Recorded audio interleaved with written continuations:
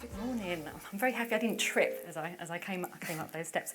So I am happy to take you through a very quick tour of an, I'm pleased to say, award-winning project that we've been working on over the last couple of years. And it looks at how radio can drive online performance for brands. Now at Radiocentre, we work really hard to try and remove barriers to advertisers using commercial radio. Now, one of the reoccurring challenges we hear is how to isolate radio's impact on online response. And of course, that's not surprising. People are often busy doing other things whilst they're listening to radio, so therefore not necessarily able to respond to an ad they might hear straight away. And of course, without click-through links like with digital ads, when somebody does respond to something that they've heard on the radio, they are more likely to come indirectly, either going via search or clicking on a link they might see elsewhere. So we really wanted for this particular study to really quantify radio's impact on driving web traffic, of course to compare how radio performs versus other demand generation media, and identify some best practice learnings for brands to really maximise results for themselves. Now, of course, to address this delayed and indirect nature of radio ad response, we worked with an independent research agency, Colourtex, on a regression modelling approach. So what did we do? Well, Colourtex, they proposed a self-tuning multiple regression model to help us identify the relationship between multimedia impacts, our independent variable, and uplifts in web traffic, our dependent variable. Now, for each of the campaigns we measured as part of this study, we received directly from the brand and their media agency, Google or Adobe Analytics data broken down by referral source from the brand's website, daily media impressions by channel, and also weekly media spend. And this data spanned the full radio campaign period and a minimum of 2 weeks pre and post. Now, in addition, just for the radio, we also analysed minute-by-minute data for a representative week within the campaign. Now, this was really important because the more granular data allowed us to really test our hypothesis about radio's delayed response effect. Now, our model used a self-tuning ad stock function to quantify the time lag between when somebody hears an ad on radio and when it delivers its full web response potential. So across the project, we measured 8 campaigns from 6 different agencies, and so a really huge thank you to the teams behind the participating brands for providing all of their data. It probably was a little bit of a nuisance, but it was really important for us to have as much data as possible to feed into our models. And of course, without the data, the analysis just would not have been possible.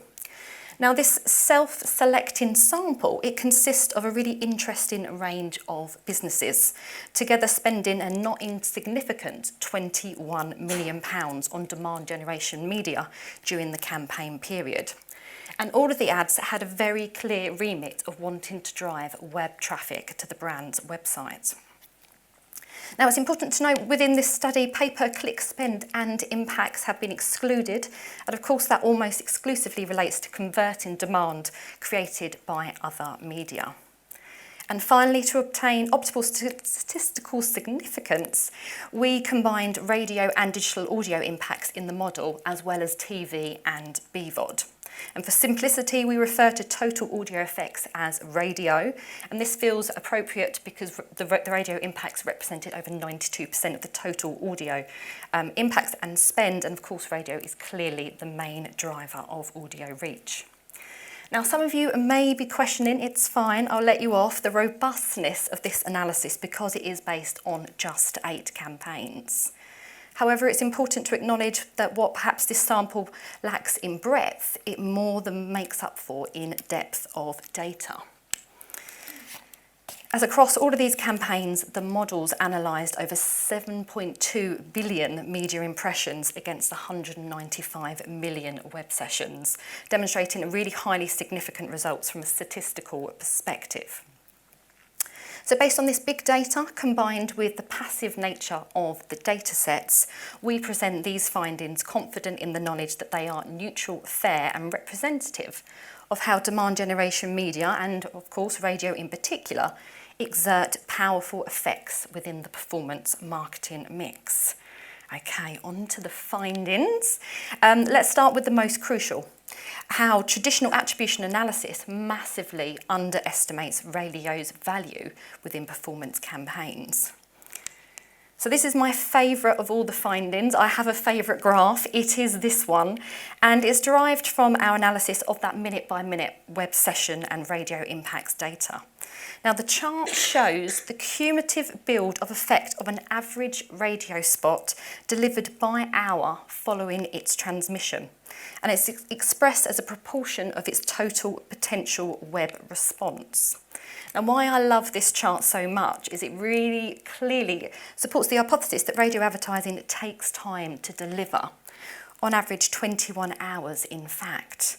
Now, no matter the time lag across all the campaigns that we measured, what was really clear was if a client is looking at a short-term attribution approach,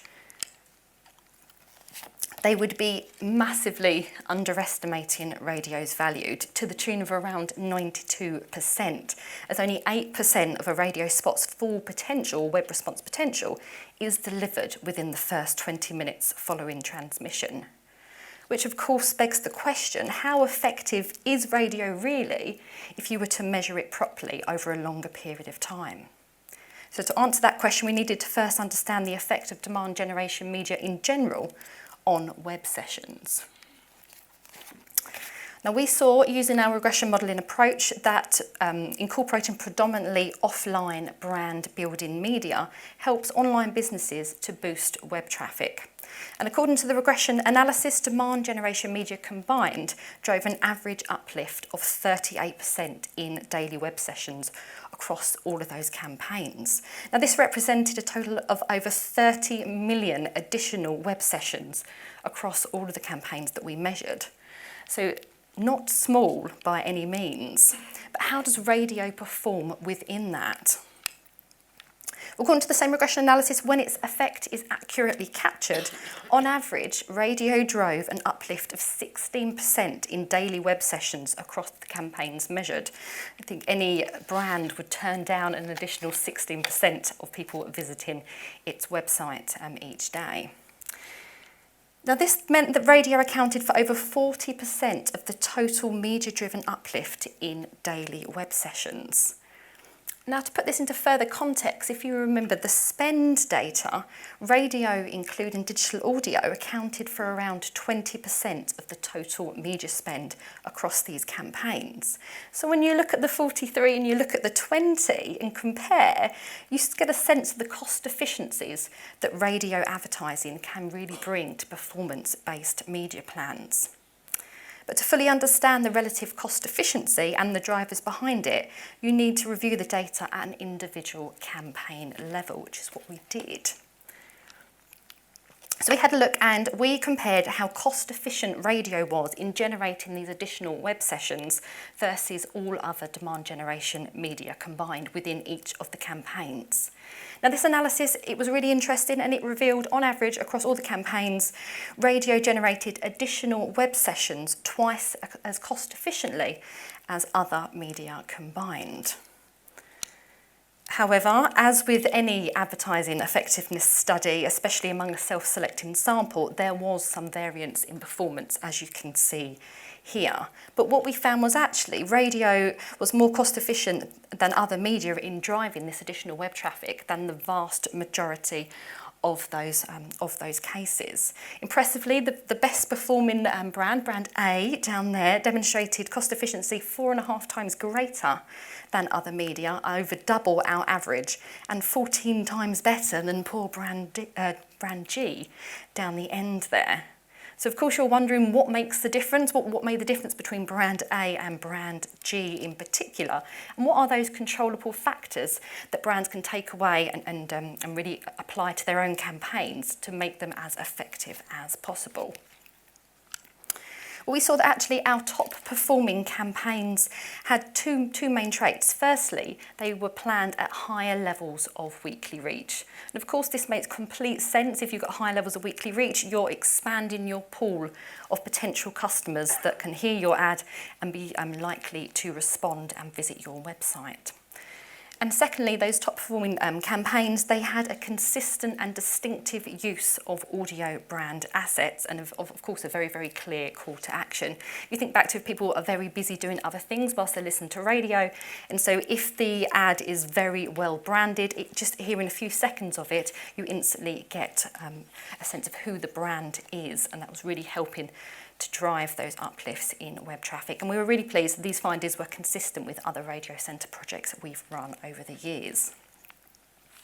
So what else did we find? Well, as I explained before, people are busy doing other things when listening, and as a result of radio's delayed response effect, people are likely to respond indirectly. Meaning that the full effects of radio or any offline media, in fact, can only be understood by measuring changes in web referral traffic coming to the brand's website. So really having a look and looking at how many people are coming via search, how that's changed over the campaign period, and also whether more traffic is coming via those paid digital ads. Now this chart, which shows the percentage of additional traffic coming to the site via these referral sources that were attributable to radio. So it really helps to clearly illustrate the fact that radio is multiplying the performance of these pure play digital channels like paid search and paid social, helping to make them work a hell of a lot harder. Now our last of our findings, I did tell you this would be quick. I need some water now, spoken very quickly. The last of our findings, it shows how radio is boosting traffic directly to the website. Now, of course, this is, as Matt alluded to, this is increasingly valuable, especially in the era of AI summaries that are really disrupting traditional search strategies. If a brand can get a potential customer to go direct to their site, that's incredibly valuable and another additional radio benefit for advertisers. Okay. Finally, in summary, perhaps the most important finding from this study is showing that current short-term window attribution approaches would be massively underestimating what radio can deliver for performance campaigns. Because when you do capture radio's full effect by measuring over a longer period of time and looking at those web referral channels via modelling, radio proves to be a highly valuable part of the performance marketing mix. On average, we saw boosting daily web sessions by 16%, twice as cost efficiently as other media channels, all whilst amplifying the effects of those digital channels that might also be part of the campaign. Now, all of these findings are on top of the long-term benefits that a brand receives by using a mass reach, very trusted media like radio, with uplifts in purchase consideration, ad awareness and mental availability, all coming as standard. So radio, what a workhorse. Thank you very much for listening.